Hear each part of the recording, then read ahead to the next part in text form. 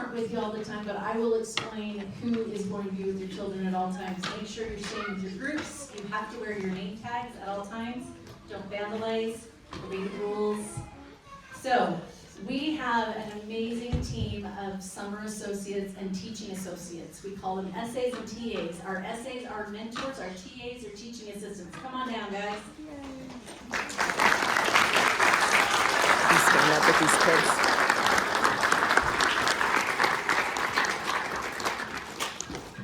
Okay, so you are going to be divided into groups. If you're looking at your name badge, you should be able to see what letter group you are in.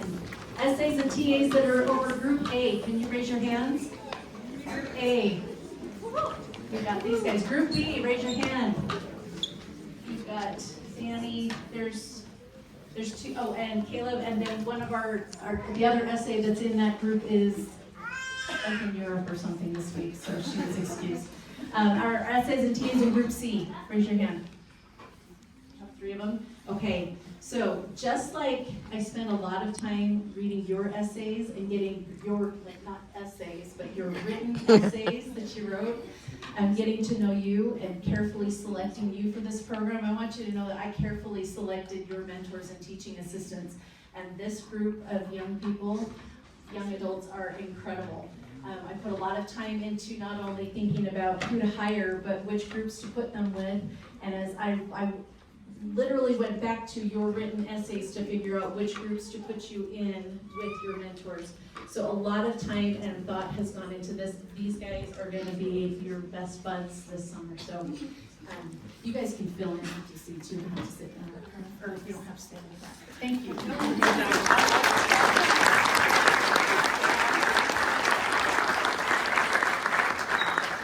All right, so you're going to have 2 mentors with your students at all times, and then the teaching assistants will be in the class. So your students are never, ever going to be alone on campus. They will never have to figure out anything by themselves.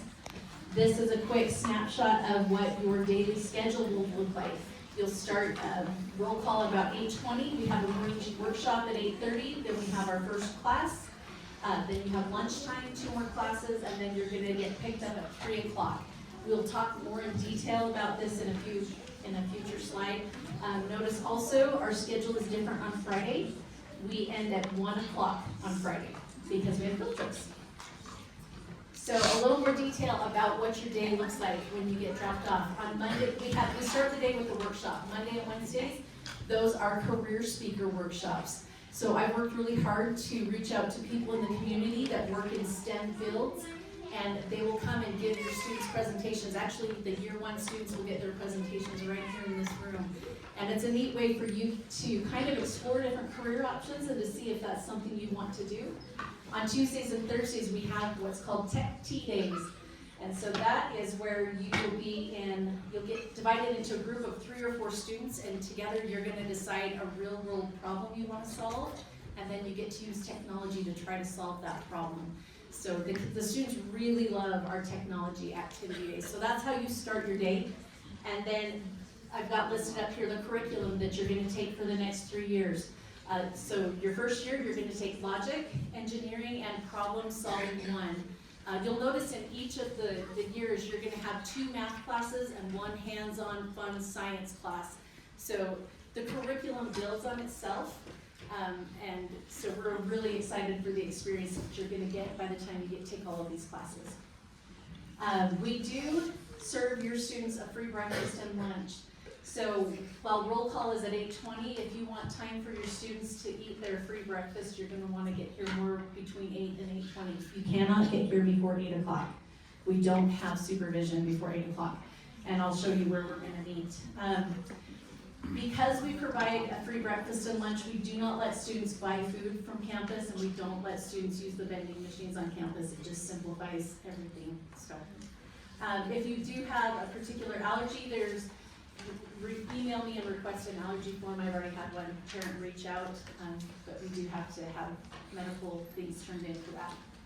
All right, to talk about field trips, I'm going to introduce you to the assistant director over the School Community University Partnership, part of the university, Julianne Clegg, and that is a mouthful, School Community University Partnership. So she is my boss, and she is also the one that coordinates and is in charge of all the field trips, so she's gonna give you some info with that.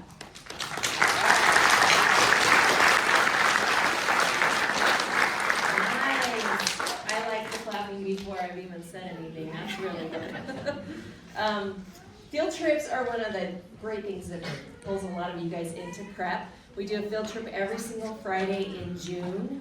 The one thing to remember about field trips is for parents, it's our early out day. So pickup is at 1 o'clock on field trip Friday, and after 1:15 we don't have supervision for the kids. Same thing as your weekday when pickup's at 3, after 3:15 we don't have supervision for the kids. So make sure you're always here between those times. On field trip Friday, you wear your shirt. You will receive this the first Wednesday of prep. We have a big, huge group picture and your pictures by your individual A, B, C groups. You'll get your shirt then, and then wash it and wear it again on Friday, and then wash it and wear it again the next Friday. Just because you might be stinky. But if not, then just still wear it. We don't let anybody on the bus without their shirt, so it's your ticket to get on the bus to go to the field trip. So that second thing is outdated. But students should still bring their backpack for lunches. We will always be back to campus in time for the lunch. And almost everywhere that you go, they will have you leave your backpack on the bus with your phone and everything. So just don't bring that stuff on field trip Friday, because they don't want it in the venues that we go to. On Wednesdays, I'm going to send you all a text about the upcoming field trip and all the details, so parents know exactly what's going on and where we will be. If you miss a field trip, it counts as an absence. I'm sure Marianne has talked about, or will talk about, the 2 absence rule. So it will count as one if you miss it. And then if you are behind in your class and you don't have assignments turned in, that is checked on Tuesday nights. After all the assignments, that's like our grading weekend.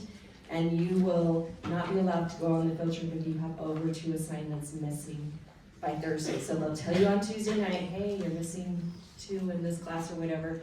You have Wednesday to make it up, Thursday to turn it in, and if it's not in, then on Friday you'll be in study hall instead of on the field trip with us. Okay, is there anything I'm missing? Great. Oh. All right, thank you, Julianne. So let's not miss any field trips. Like, right, we're all really good students here, so let's just not miss field trips. We want you to have that experience. Okay, when you applied to be a part of UVU Prep, do you remember signing a whole bunch of initialing things, permission packets, and if you're like me, you signed it, you have no idea what you just gave permission to do.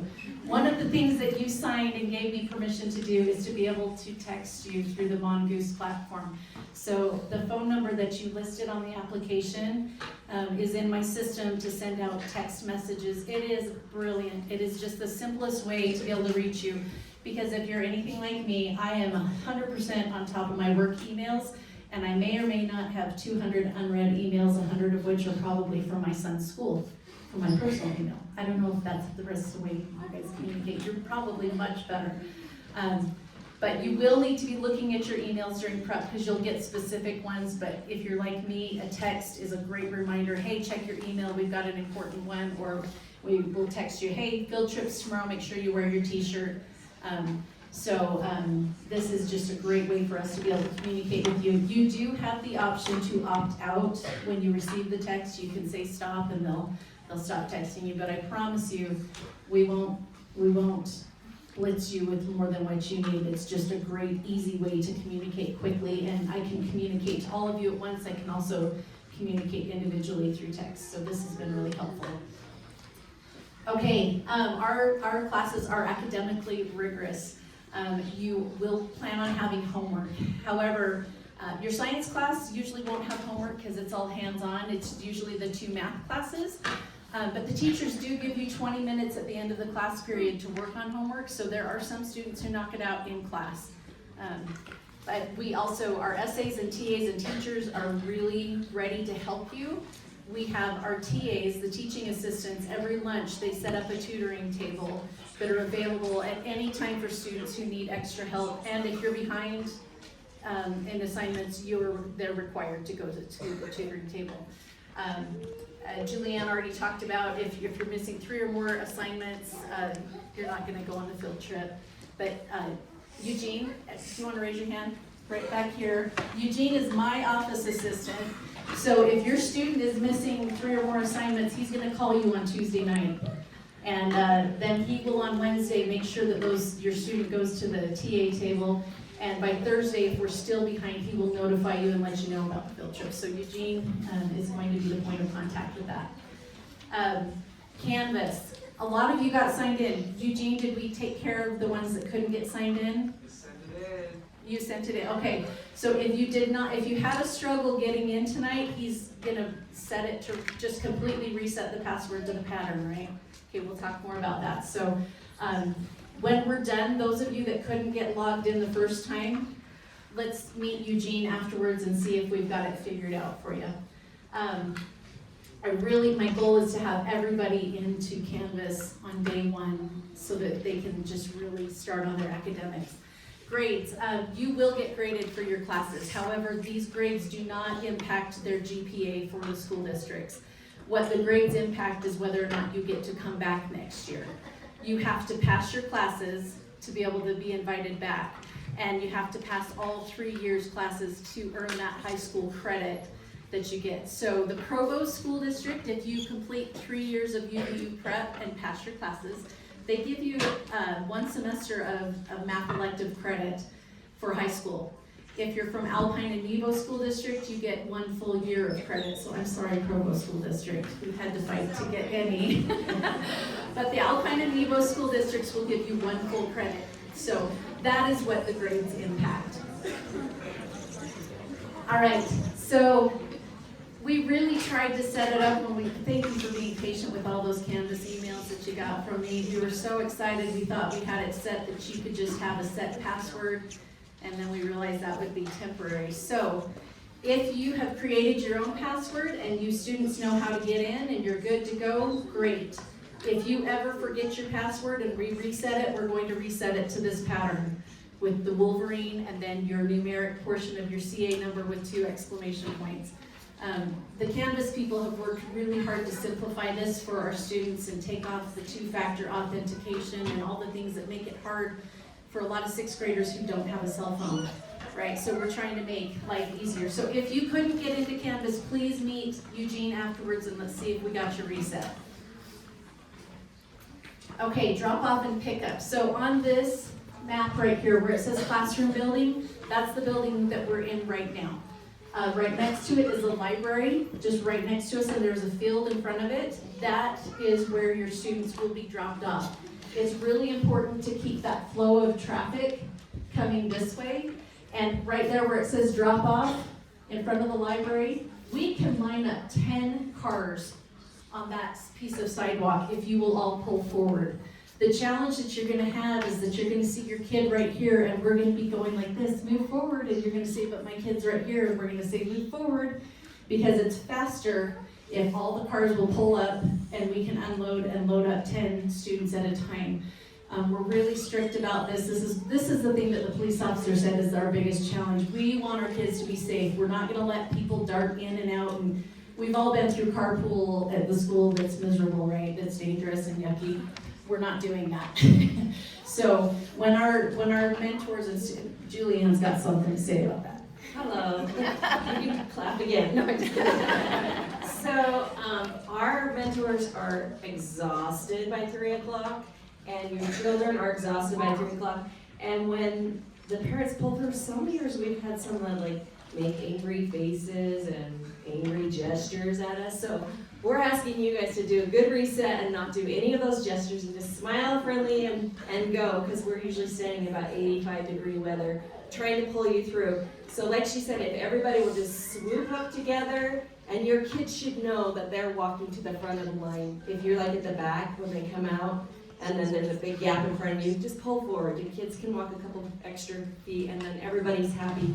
The mentors are, like, they are so tired by this point of the day, and they still have a meeting to go, which is why I said by 3:15, everybody needs to be picked up. But we can get all the kids out of here, 240 kids, out in 15 minutes, if everybody will just do the swoop forward, and then everybody load, swoop forward, and load, and everybody smile and wave instead of those gestures. Yeah. You guys would never give a mean gesture. We're all gonna be nice. It sounds simple, but this is our biggest challenge with prep with parents. So if we can get this down, it just makes everybody's day better. All right, transportation. It is your responsibility to get your students to and from prep. It is the parents' responsibility. However, UVU has given us an incredible tool as a courtesy. So tonight you all took pictures. You took pictures so that you can get an ID badge like this. This is the badge that you're going to be wearing, students. Anytime you're on campus, you must have this badge on that identifies you. It also works as a bus pass on the front runner and any of the public transportation. So when you picked up your CA number at the photography table, they were offering bus information. It is your responsibility, if you want to use the buses, to look those up and figure out which bus you need to ride to get to prep. So these kids are 6th graders going into 7th grade. I would highly recommend that if you're going to use the bus system, that you ride it a couple of times with them before prep so that they can feel confident.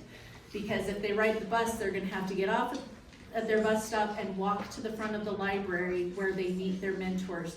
And at the end of the day, they're going to have to go to their bus stop on their own. We don't have enough mentors to walk all the different kids to the bus stop. So 2 years ago, we had maybe a handful of kids use the bus. Last year, 27% of my students used the bus system. So we had to work out a few kinks because of that to make sure we kept track of things. So Eugene, who's my assistant again, in a week or two, he is going to send out an email to you with very specific instructions. If you are going to use the bus, I need you to email him back, and he'll have it in the email. You'll tell him your first and last name, that you are a year 1 student, that you're in group A, B, or C. And some of the buses, the schedule makes it so that to be able to catch your bus, you need to leave the last class 10 minutes early. I need to know that. So he will give you a specific instruction of what we need so that we can keep track of which kids are going to the bus. So again, it is your responsibility to get your kids to and from, but this is a super awesome courtesy that we offer. And on top of that, her tag that she's showing you, if your child rides the bus, they take this in and out of campus with them to get on the bus. If your child doesn't ride the bus, we safeguard that for them. And you have to have it on campus all the time. So if your child takes the bus and leaves it at home, we need them in it every day. So yeah, we send you home. Yeah, you can't stay in class without your ID badge. So if you ride the bus, you gotta not lose your tag and make sure you've got it with you at all times. So one of the really cool things that we did last year with carpooling, like afterwards, I could invite all of you guys to gather and try to carpool, but that's a lot to try to figure out. Instead, what we do is if you will go to Facebook and go to @UVU Prep, tonight there will be 3 posts that are posted. Hey, parents that are in the Nebo School District who would like to carpool, you may chatter here. Alpine School District, Provo School District, because I can't share personal information, but you guys are free to share that. The other reason I encourage you to use the Facebook for carpooling is that there's a whole group of students coming tomorrow night that are year 2 and 3 students, and there's probably several of them that live near you. Especially in the Nebo School District, where kids lived quite a bit further away, we had a lot of parents who figured out how to carpool to like the front runner, and then their kids took the front runner to UVU, and then they rode back and took turns picking them up at the station. But again, if you're going to use the public bus system, I would encourage you to take the time to ride the bus with them once or twice before the program so that they can feel confident and comfortable riding the bus. Any questions with the bus? I saw a hand up. Well, I was just curious if like the 27% were predominantly like the older students that, you No, it was all ages. It was all ages. It was, I was surprised. Like, we really didn't worry about it being a thing, and I had a 12-hour day the first day because I was figuring out it was a thing. And we needed to make sure it was safe. So the SAs and TAs just need to know if your kids are gonna not be there waiting with parents and have permission to go do that. And some of the kids have to pick up their bus on the other side of campus and they don't know how to walk there. So that's what she's saying too. Like it was a whole thing. They were like, I don't know where 428 is. But also this bus pass is gonna be marked good on all UTA throughout Utah from the day prep starts until the day prep ends. And after that, it's not good anymore. Yeah, so it's a temporary bus pass. All right. This is my favorite topic. We have a really, really strict attendance policy for UVU prep. This is a 6-week summer program. It's a lot of your summer, but as far as what we pack into it, it's a short amount of time. You cannot miss more than 3 days of prep during the summer.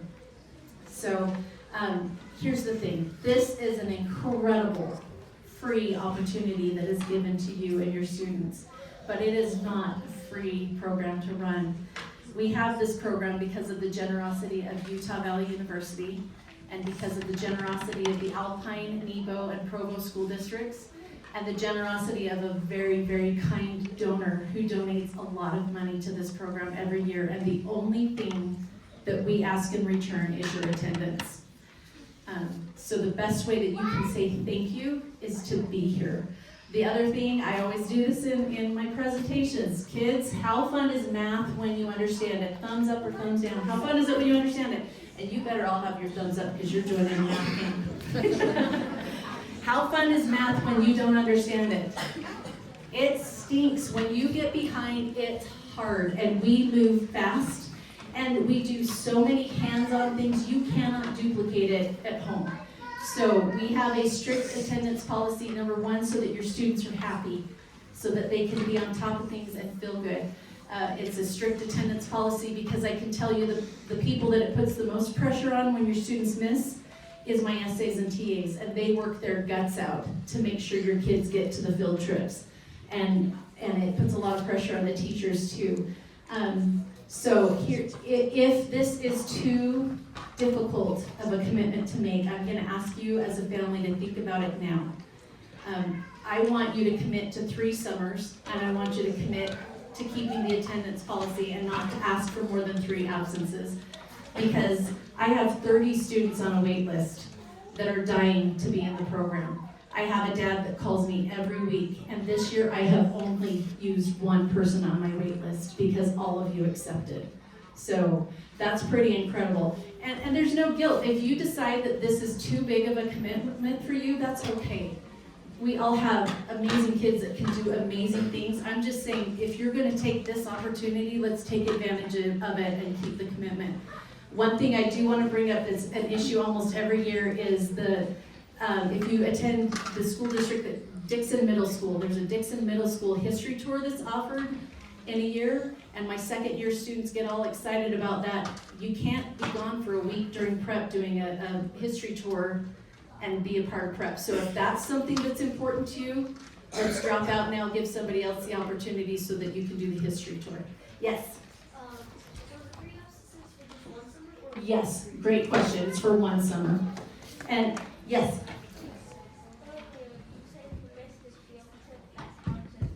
It does count, missing a field trip does count as an absence, yes. Would you please repeat the questions so we know what you're Absolutely. Okay, they asked, is it 3 absences for the whole summer, or is it 3 absences per summer? It's 3 absences per summer, and if you miss a field trip, that does count as an absence.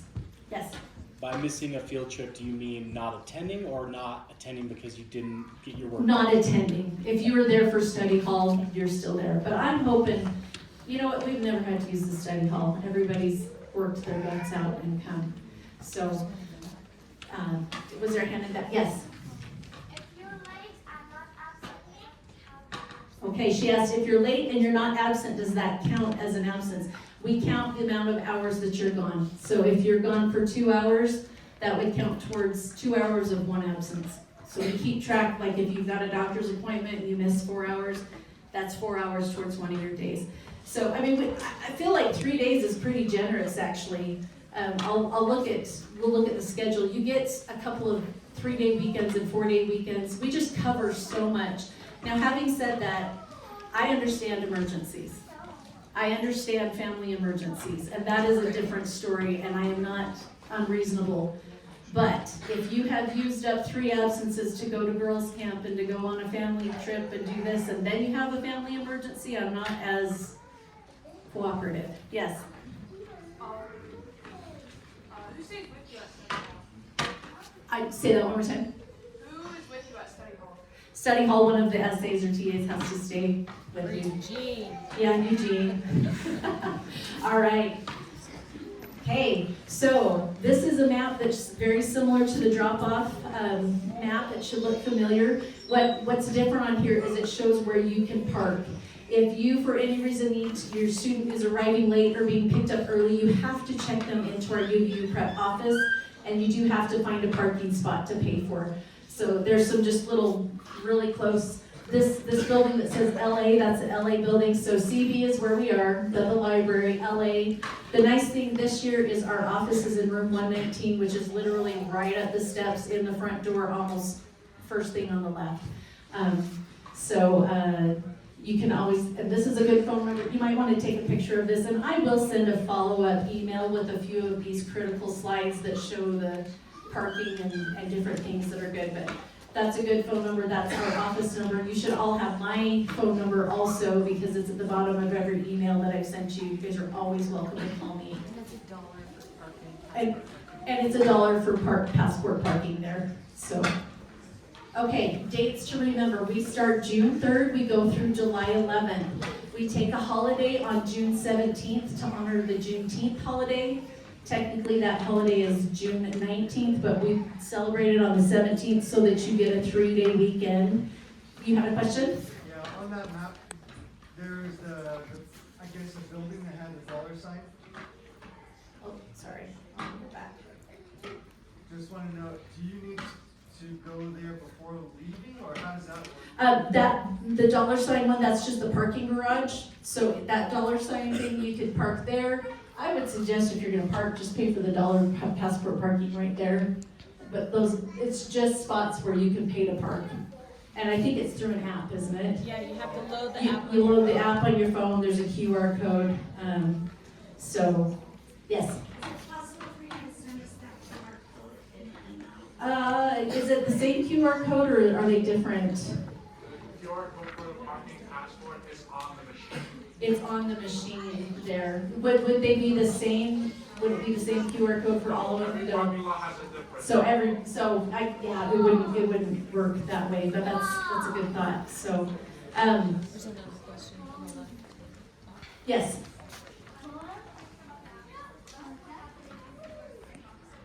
Okay, she asked, what if you're sick on that day?